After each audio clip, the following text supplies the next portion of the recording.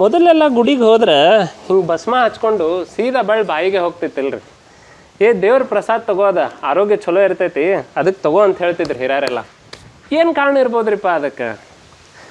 ಇಷ್ಟು ಸರಿ ದವಾಖಾನಿಗೆ ಹೋಗಿರಿ, ಪ್ರತಿ ಸರಿ ಹೋದಾಗೂ ಅಸಿಡಿಟಿ ಆಗೈತ್ರಿ ಸರ್, ಗುಳ್ಗಿ ಕೊಡ್ರಿ ಅಂತ ಹೇಳಿ ಕೇಳಿ ಗುಳ್ಗಿ ನುಂಗಿರ ಹೊರತು ಒಮ್ಮೆರೆ ನನ್ನ ಮೈ ಕ್ಷಾರೀಯ ಆಗೈತೆ ಅಂದ್ರೆ ಅಲ್ಕ್ಲೈನ್ ಆಗೈತೆ ಅಂತ ಹೇಳಿ ಗುಳ್ಗಿ ಔಷಧ ತೊಗೊಂಡಿದ್ದು ನೆನಪೈತೇನ್ರಿ ನಿಮ್ಗೆ? ನಮ್ಮ ಮನುಷ್ಯರ ದೇಹ ಸ್ವಲ್ಪ ಕ್ಷಾರೀಯ ಕಡೆ ಇದ್ರನ ಆರೋಗ್ಯ ಸದೃಢ ಇರ್ತದೆ ಅಂತ ಹೇಳ್ತಾರೆ ರೀ. ಹಿಂಗಾಗೆ ಕ್ಯಾನ್ಸರ್ ಪೇಷಂಟಿಗೆ ಸಹಿತ ಅಲ್ಕ್ಲೈನ್ ವಾಟರ್, ಕ್ಷಾರೀಯ ನೀರು ಅಂಥೇಳಿ ಕುಡ್ಸಾಕತ್ತಾರೆ. ಒಮ್ಮೆ ಚೆಕ್ ಮಾಡಿರಿ ಈ ಅಲ್ಕ್ಲೈನ್ ವಾಟರ್ದು ರೇಟ್ ಎಷ್ಟೈತೆ ಅಂಥೇಳಿ ನಿಮ್ಮ ಫೋನೊಳಗೆ. ಅಷ್ಟೇ ಯಾಕ್ರಿಪ್ಪ, ದಿನ ಈ ನೀರು ಕುಡಿಬೇಕಂತೇಳಿ ದೊಡ್ಡ ಮಂದಿ ಮಷಿನ್ನು ತರಾಕತ್ತಾರೆ, 4 ಲಕ್ಷ 5 ಲಕ್ಷ ಕೊಟ್ಟು. ಒಂದು ಚಿಟ್ಕಿ ಬೂದಿ ನೀರಾಗ ಹಾಕಿ ಕುಡಿದ್ರೆ ಎಲ್ಲ ಕೈಯಾಗ ಇತ್ತು. ಆದ್ರೆ ಏನು ರೀ, ಹಿತ್ತಲ್ದಂದೆಲ್ಲ ಹಾಳ ಅಲ್ಲ ನಮಗೆ.